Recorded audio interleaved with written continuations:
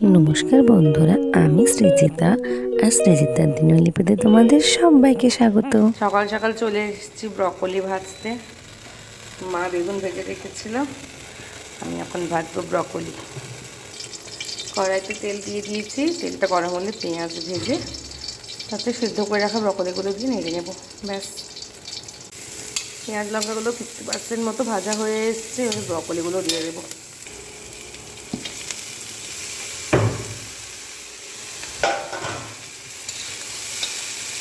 নেড়ে নেড়ে ভেজে নিতে হবে। মাছ ভাজা হচ্ছে এখানে, কিচেনে বৌদি মিক্সি চালাচ্ছে। এই যে এখানে আর কয়েকটা রাখা আছে, এখানে কয়েকটা ভেজে রেখেছি। আর লোটে মাছ এসছে, লোটে মাছের চচ্চড়ি হবে ঝুড়ো ঝুড়ো করে। রান্না করতে করতে হঠাৎই দেখি কে এসছে আমার বাড়িতে। দেখি নিবুদার মুখটা দেখি ভালো করে। দেখো তুমি ব্লগ তো কেউ দেখে না, এই যে ফ্যামিলি মেম্বারই দেখে। দেখো গাইস, আমাকে এরকম অপমান করছে, তোমরা কমেন্ট করে দেখিয়ে দাও তো যে তোমরা সবাই ব্লগ দেখো। ওখানে আরেকজন এসে টাকা গুনতে আরম্ভ করেছে। ভালো ভিডিও করেছিস। ওই মু বল, যার যার টাকা লাগবে যার যার টাকা লাগবে, যার যার টাকা লাগবে অরিন্দম সেনের সঙ্গে যোগাযোগ করো। সুদ খাটায়, সুদ, সুদের কারবার করে। হ্যাঁ ৬,০০০ টাকা নিবো, তাকে ৪,০০০, ১০,০০০ তো। তুই আমাকে 4,000 দে, আমাকে 6,000 দিলি কেন? তুই ৬,০০০ এক্ষুনি পাঠাস নিয়ে নিন দাদা মনিকে। সেই জন্য বললাম, তাই বললাম মৌ বেশি টাকা দিয়ে দিচ্ছে, কি ব্যাপার? সুদ কাটায় দাদা মনিকে পাঠা। একটা 100 টাকা 200 টাকা দে। প্রথমে কড়াইটা গরম করে ওটাতে তেল দিয়ে দেব। তারপর তেলটা গরম হয়ে গেলে ওটাতে দিয়ে দেব কুচি করে রাখা রসুনগুলো। তারপর রসুনটাকে ভালো করে ভেজে নেব। তারপর দিয়ে দেব কাঁচা লঙ্কা। তারপর রসুন আর কাঁচা লঙ্কাটা ভাজা ভাজা হয়ে গেলে ওটাতে দিয়ে দেবো পেঁয়াজ আর টমেটো। পেঁয়াজ টমেটো দেওয়ার পরে একটু নুন, লঙ্কার হলুদের গুঁড়ো দিয়ে দেব। তারপর ভালো করে মশলাটা কষিয়ে নেব। দাঁড়াও, মশলাটা কষিয়ে নিই, তারপরে আসছি। এই যে দেখো, আমার মশলাটা কষা কষা হয়ে গেছে, প্রায় একটু শুকনো হয়ে গেছিলো, তাই আমি একটু জল দিয়ে আরেকবার ভালো করে নাড়িয়ে নিলাম। তারপর জল দিয়ে ভালো করে নাড়িয়ে নেওয়ার পর ওতে এক এক করে মাছগুলো দিয়ে দেব। আমি মাছগুলোকে গোটাই রেখেছি, আসলে কাটতে অসুবিধে হচ্ছিল, তাই তোমরা চাইলে মাছগুলোকে কেটেও দিতে পারো, কোনো অসুবিধে নেই। এই যে সব মাছগুলো দিয়ে দিয়েছি। এবারে মাছগুলো দিয়ে একবার নেড়ে ওই রকমভাবেই রেখে দেবো হাই ফ্লেমে। দিলে কী হবে, মাছের ভেতর থেকেও জলগুলো বেরিয়ে যাবে। তারপর জলগুলো আস্তে আস্তে শুকনো হবে। তারপর জলগুলো শুকনো হয়ে আসার পর কিছুক্ষণ পর দিয়ে দেব সর্ষে বাটার জল। সর্ষে বাটার জল দেওয়ার পর কিন্তু কন্টিনিউয়াসলি নাড়তে হবে, না হলে তলায় লেগে যেতে পারে। তো অনেকেই লোটে মাছটা গোটা গোটা খেতেই বেশি পছন্দ করেন, কিন্তু আমাদের বাড়িতে এমন ঝুড়ো ঝুড়ো করেই সবাই বেশি পছন্দ করে। তাই আমি যখন নাড়ছিলাম ওটাকে একটু খুন্তি দিয়ে ভালো করে ভেঙে নিচ্ছিলাম।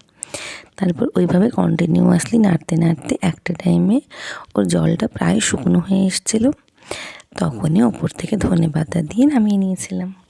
কাল তাড়াহুড়োর মধ্যে লাঞ্চের মেনুর ক্লিপটা নিতেই বলে গেছি, দাঁড়াও তোমাদের বলে দিচ্ছি কী কী ছিল। তো আমার কালকের লাঞ্চের মেনুতে ছিল ভাত, বেগুন ভাজা, ব্রকলি ভাজা, আলু ভাজা, লোটে মাছের ঝুড়ো আর পোনা মাছের আমসু দিয়ে টক।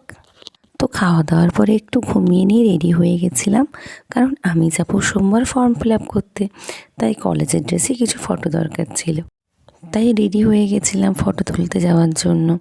আর এটা হচ্ছে আমার কলেজের ড্রেস। কিন্তু কালকে স্টুডিও বন্ধ থাকায় ফটো আর তোলা হয়নি। তবে এই যে রাস্তা দিয়ে যাওয়ার সময় এই 50 টাকায় মাটির তাওয়া আরও বিভিন্ন রকমের বাসন বিক্রি হচ্ছিল, তো ওখান থেকে আমি আর দাদামণি বাড়ির জন্য কিনে নিয়েছিলাম একটা মাটির তাওয়া। তারপর বাড়িতে এসে ড্রেস চেঞ্জ করে চলে এসেছিলাম ডিমের ঝোল রান্না করার জন্য। যদিও বৌমনি আগে থেকেই ডিম আর আলুটাকে সিদ্ধ করে ডিমটাকে ছাড়িয়ে রেখেছিল। তো প্রথমে কড়াটা গরম করে নিয়ে ভালো করে ডিমগুলোকে ভেজে নিয়েছিলাম। আর আমি যেহেতু অ্যালার্জির কারণে ডিমের কুসুম খাই না, তাই একটা ডিম এমনি ভেজে নিয়েছিলাম। তো তারপর তেল গরম করে ওটাতে চিনি দিয়ে, চিনিটা তেলে মিশে যাওয়ার পরে পেঁয়াজ, আদা, রসুন, টমেটো একসঙ্গে পেস্ট করে তেলে দিয়ে দিয়েছিলাম। তারপর ওই মশলাটার মধ্যে দিয়ে দিয়েছিলাম হলুদ গুঁড়ো, লঙ্কা গুঁড়ো আর নুন। তারপর মশলাটাকে ভালো করে কষিয়ে নিয়ে ওটাতে আগে থেকে সিদ্ধ করে রাখা আলুগুলো দিয়ে দিয়েছিলাম। তারপর আলুগুলো দিয়ে আলুগুলোকে ভালো করে মশলার সঙ্গে মিশিয়ে নিচ্ছিলাম। তারপর আলুগুলো ভালো করে মশলার সঙ্গে মেশানো হয়ে গেলে যখন শুকনো শুকনো হয়ে গেছিলো তখন আরেকটু জল দিয়ে ভালো করে কষিয়ে নিয়েছিলাম। যদিও আমি সেদ্ধ ডিমগুলোকে সবসময় আলুর সঙ্গে দিয়ে একটু হালকা হাতে কষিয়ে নিই জল দেওয়ার আগে, কিন্তু যেহেতু আজকে ডিমগুলো হাফ বয়েল ছিল, যদি ভেঙে যায় এই কারণে আর আগে থেকে দিইনি। জল ঢেলে ভালো করে ফুটিয়ে নিয়ে তারপরে ডিমগুলোকে দিয়ে দিচ্ছিলাম। এই যে ডিমগুলোকে পরপর দিয়ে দিচ্ছিলাম।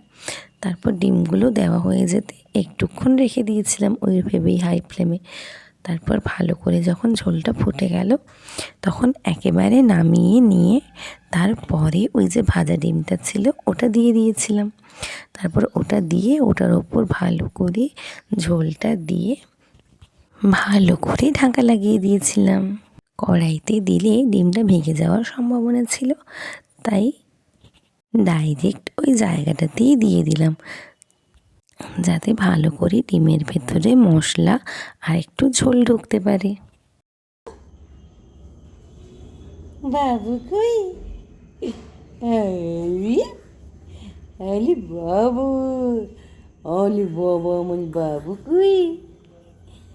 ফোনটাকে নেবে বাবু, একটু পড়ে যাবে যে। আরে এটা কি? এটা বাবু নাকি? কি ঘুম পেতে, একটু ঘুম পাড়িয়ে দেবো মা? আচ্ছা চলো। এই যে আমার আজকের রাতের ডিনার, দুপুরের বেঁচে যাওয়া লোটে মাছের ঝোড়ো আর ডিমের ঝোল। খাওয়া দাওয়া তো হয়ে গেছে, পাচ্ছে খুব ঘুম। তো আজকের ভিডিওটা এইটুকুই। ভিডিওটা ভালো লেগে থাকলে লাইক, কমেন্ট, শেয়ার করে পাশে থেকো আর চ্যানেলটাকে সাবস্ক্রাইব করে বেল আইকন প্রেস করে দিও। Thanks for watching. Tata and good night.